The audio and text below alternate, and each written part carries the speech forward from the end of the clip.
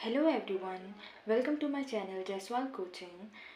Today we are going to deal with the remaining question and answer of chapter number 7 life processes, and we have already done from 2nd to 8th question, and now it's time to deal with the 9th, 10th and 11th. These three questions are remain, and we have to do this. So first question is ninth question is cover some branches of plant with polythene and tie it up. देखो इसमें क्या बोल रहा है कि आपको कुछ branch plant के कलेक्ट करने हैं और उसको पॉलीथीन में टाई करना है, ठीक है। और फिर 3-4 घंटा के बाद आपको मेज़र करना है कि उसमें वॉल्यूम ऑफ वाटर कितना कलेक्ट हुआ।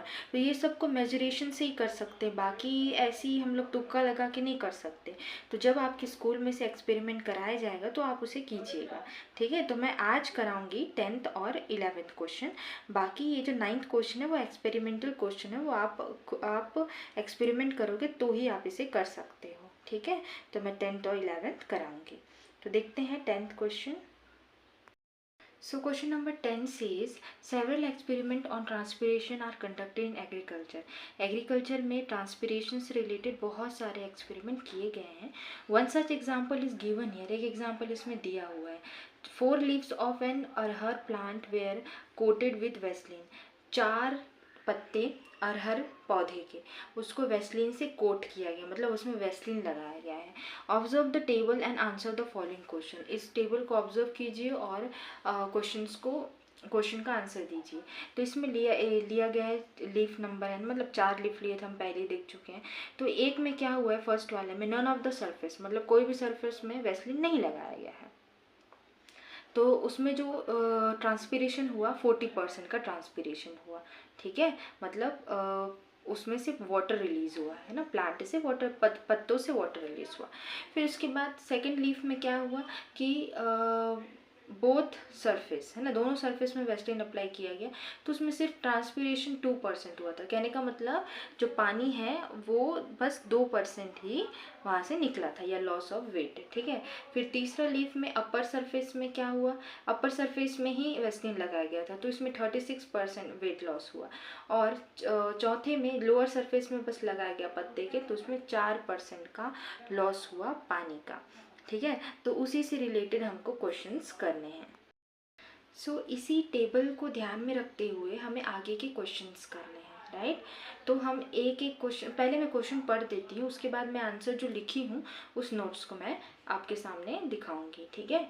तो सबसे पहले है maximum transpiration took place from which surface of the leaf. कौन सी लीफ से सबसे ज़्यादा ट्रांसपीरेशन हो रहा है, पहला क्वेश्चन है। दूसरा क्वेश्चन है which surface do you think has the maximum number of stomata. आपको क्या लगता है कि कौन सा सरफेस में सबसे ज़्यादा स्टोमेटा। स्टोमेटा क्या है, एक पोर है ना, जो कि लीफ में रहता है और गैसेस एक्सचेंज में हेल्प करता है, या ट्रांसपीरेशन भी उसी से ही होता है। फिर थर्ड क्वेश्चन बोल रहा है इसमें what happens when a large amount of water is lost from a plant. बहुत सारा पानी अगर लॉस्ट हो जाएगा प्लांट से तो क्या होगा, है ना। How will a plant be affected if water fails to move out of it, ठीक है। तो प्लांट कैसे अफेक्ट होगा जब उसमें पानी जो है वो बाहर नहीं जा पाएगा, तो उसको क्या होगा, प्लांट को क्या होगा, कैसे अफेक्ट होगा, तो वो सब चीज़ देखेंगे। चलिए नोट्स के थ्रू देखते हैं। तो चलिए देखते हैं इसका आंसर। तो 10th का फर्स्ट है क्वेश्चन है maximum transpiration took place from which surface of the leaf.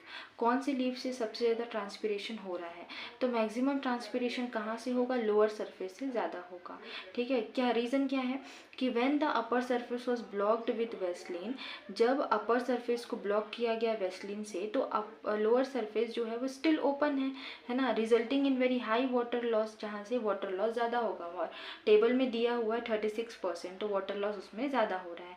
Conversely when the lower surface was blocked leaf 4, water loss dropped drastically to just 4%, ठीक है। तो जब लोअर सरफेस को ब्लॉक किया जाएगा तो वाटर लॉस कहाँ से होगा, ऊपर वाले सरफेस से होगा, ठीक है। तो ये सारे हैं इसका आंसर, फर्स्ट का आंसर। अब उसके बाद सेकंड क्वेश्चन देखेंगे। सो सेकंड क्वेश्चन कहता है which surface do you think has the maximum number of stomata, कौन से सरफेस में सबसे ज़्यादा स्टोमेटा होगा। लोअर सरफेस में मैक्सिमम नंबर ऑफ स्टोमेटा होता है। ठीक है, फिर तीसरा क्वेश्चन है what happens when large amount of water is lost from a plant, अगर प्लांट से बहुत सारा पानी लॉस्ट हो जाएगा तो क्या होगा। Plant cell lose their turgidity, plant cell जो है अपनी टर्जिडिटी खो देंगे, causing the leaves and stem to wilt, है ना, जो लीव्स है और स्टेम है वो विल्ट होना स्टार्ट मतलब सिकुड़ना स्टार्ट हो जाएंगे। And it can ultimately lead to the death of the plant, और धीरे धीरे जो प्लांट का डेथ हो जाएगा और वाटर उसमें अगर उसमें बचेगा नहीं तो, ठीक है, अगर उसमें पानी नहीं रहेगा तो प्लांट का डेथ हो जाएगा। ठीक है, तो ये तीसरा क्वेश्चन है। तो फोर्थ क्वेश्चन है कि how will a plant be affected if water fails to move out of it, है ना, अगर पानी जो है प्लांट से नहीं जा पाएगा बाहर, है ना, तो क्या होगा प्लांट को। ठीक है, तो इसका आंसर है विदाउट वाटर मूविंग आउट, है ना, बिना पानी के बाहर जाए उसको ट्रांसपिरेशन प्रोसेस बोलते हैं। अगर ट्रांसपिरेशन प्रोसेस नहीं होगा तो प्लांट जो है वो फ्रेश वाटर नहीं ले पाएगा और एसेंशियल मिनरल्स भी नहीं ले पाएगा सॉइल से। तो additionally plant will lose its ability to cool itself down, और साथ साथ जो प्लांट है अपने आप को कूल भी नहीं कर पाएगा, जिसके कारण ओवर हीटिंग होगा और मेटाबॉलिक डैमेज होगा प्लांट में। तो प्लांट में पानी का बाहर जाना बहुत ज़्यादा ज़रूरी है। ठीक है, क्यों, ताकि वो अब फ्रेश वाटर दोबारा ले सके और एसेंशियल मिनरल भी ले सके सॉइल से, और अपने आप में जो हीटिंग है उसको भी मेंटेन करके रखे और मेटाबॉलिक डैमेज ना हो, है ना, ऐसा वो प्लांट जो है अपने आप को मैनेज करके रखता है ट्रांसपिरेशन प्रोसेस से। तो क्वेश्चन नंबर 10th कंप्लीट हो चुका है। अब क्वेश्चन नंबर 11th देखेंगे। So question number 11 says explain how blood flows in two pathway from the heart। मतलब ब्लड जो है वो कैसे फ्लो होता है दो पाथवे से हमारे हार्ट में। तो इसका आंसर है इसी को डबल सर्कुलेशन कहते हैं, जिसमें दो अलग अलग पाथवे होता है। सबसे पहला है पल्मोनरी सर्कुलेशन। पल्मोनरी सर्कुलेशन में क्या होता है कि जो डी ऑक्सीजनेटेड ब्लड है वो पम्प्ड होता है राइट वेंट्रिकल से लंग्स तक। ठीक है, और वहाँ पे रिलीज कर देता है कार्बन डाइऑक्साइड और अब्जॉर्ब करता है ऑक्सीजन। तो the oxygenated blood that return to the left atrium. ठीक है, तो क्या होता है कि जो ऑक्सीजनेटेड ब्लड है वो रिटर्न होता है लेफ्ट एट्रियम से हमारे बॉडी में। तो ये मैं बहुत शॉर्ट में लिखी हूँ, आप ना इसको जो मैं पढ़ाई हूँ ना सर्कुलेशन ट्रांसपोर्टेशन सिस्टम, तो उसमें से आप उसको कीजिएगा, है ना, उसमें बहुत अच्छे ब्रॉड वे में बताई हूँ, तो उसी नोट्स को आप लिखिएगा।